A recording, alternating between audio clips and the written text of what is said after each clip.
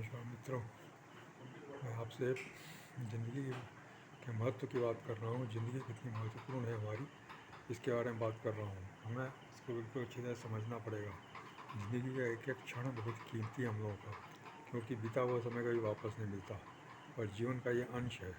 जीवन का मतलब ही है समय का अंतराल, जन्म से लेकर मृत्यु के बीच में समय, उसी को जीवन बोलते हैं।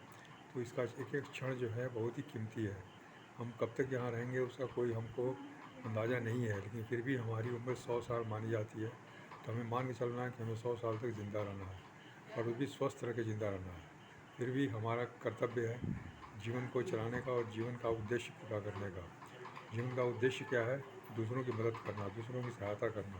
लेकिन इसके लिए जीवन हमारा बहुत ही बेहतर होना चाहिए और जीवन बेहतर करने के लिए उसकी आधारशिला बहुत मजबूत होनी चाहिए। जीवन की आधारशिला जो है वो सोच है, एटीट्यूड है। हम जब तक मजबूत एटीट्यूड नहीं बनाएंगे तब तक हमारा जीवन मजबूत नहीं बनेगा, और जब तक जीवन मजबूत नहीं बनेगा तो हम दूसरे को मजबूत नहीं बना सकते हैं। हम समाज के लिए किसी काम नहीं आ सकते हैं। इसलिए हमें अपने विचारों को मजबूत बनाना पड़ेगा, अपने विचारों को खुला बनाना पड़ेगा, अपने विचारों को बड़ा बनाना पड़ेगा, अपने विचारों को गहरा बनाना पड़ेगा और बेहतर बनाना पड़ेगा। ये सभी आवश्यकताएं हमको पूरी करनी है, तभी हम जीवन में आगे बढ़ सकते हैं। शादी विवाह जो है वो जीवन का ये एक महत्वपूर्ण पहलू है, महत्वपूर्ण अंग है। वो सामाजिक प्रतिष्ठा का एक अंग है, सामाजिक पहचान है, एक सामाजिक मान्यता है।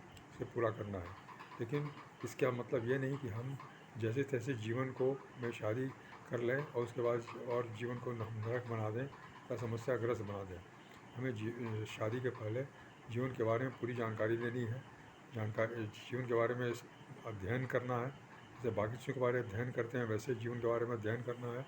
जीवन के बारे में पूरी जानकारी लेकर के शादी करनी है, ताकि जीवन की आने वाली समस्याओं को हम अच्छी तरह से हल कर सकें, समझ सकें। हम घबराएं नहीं, हमें पहले से मालूम होगा कि हाँ इसमें क्या क्या चीज़ें आने वाली हैं, तो हम सतर्क रहेंगे, हम उसके तैयार रहेंगे।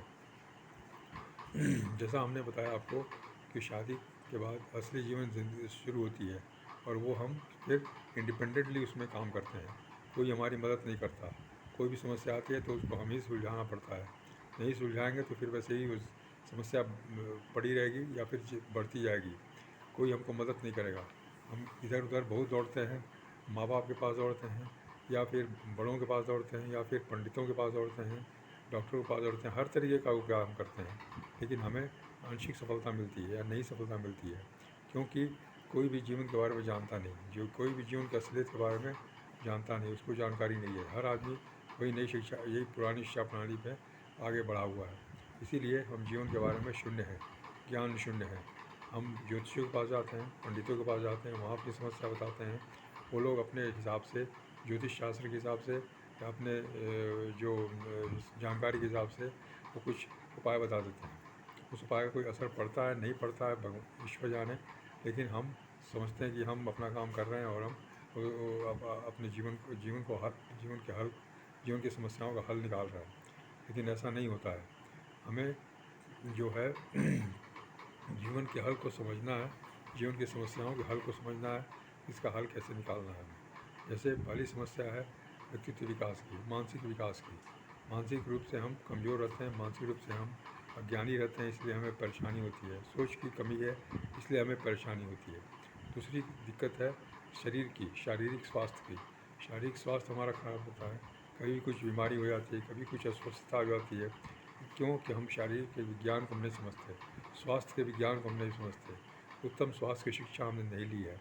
क्या क्या उसके आयाम है हम नहीं जानते, कैसे उसको फॉलो करना है ये हम नहीं जानते। इसलिए शरीर हमारा जो है वो रुग्ण हो जाता है, उसका रोगी हो जाता है। और इसके कारण हमें बहुत सारी परेशानियाँ झेलनी पड़ती है, बल्कि पूरा जीवन ही उसमें लग जाता है। इसके बाद तीसरी समस्या है पैसे की, आर्थिक समस्या। यह पैसा जो है वो साधन है जो हमारी ज़रूरतों को पूरा करता है, भौतिक ज़रूरतों को पूरा करता है। हर तरह के जो फिज़िकल जो ज़रूरतें हैं उसको पूरा करता है। इसके लिए पैसे की समस्या हमेशा बनी रहती है, क्योंकि खर्चे हमारे ज़्यादा रहते हैं, चाहे हमारी ज़रूरतों के कारण हो या फिर महंगाई के कारण हो। तो इसलिए हमारी आमदनी कम रहती है, खर्चे ज़्यादा रहते हैं। इसलिए हमारे लिए ये चिंता का विषय है, ये हमारे लिए संघर्ष का विषय है। हम पैसे के प्रति संघर्ष करते रहते हैं। तो अब हमें तरीके से खोजने हैं ताकि हमारी इनकम जो है खर्चे से बढ़ जाए, खर्चे ज़्यादा होने लगे, तब हमारी समस्या हल होगी। उसके लिए क्या करना है? इसके लिए हमें लीवरेजिंग का सिद्धांत अपनाना पड़ेगा। हमें ये सीखना पड़ेगा कि हम कम काम करके अधिक लाभ कैसे कमा सकते हैं, अधिक पैसा कैसे कमा सकते हैं। अभी हम जितना काम करते हैं उतना ही पैसा मिलता है, उससे ज़्यादा पैसा नहीं मिलता। लेकिन अब ऐसी तकनीक आ गई है, ऐसी तकनीक हमको इस्तेमाल करनी है कि हम कम करें लेकिन पैसा ज़्यादा मिले। तो एक सिस्टम काम करेगा, एक सिस्टम के थ्रू काम करेंगे।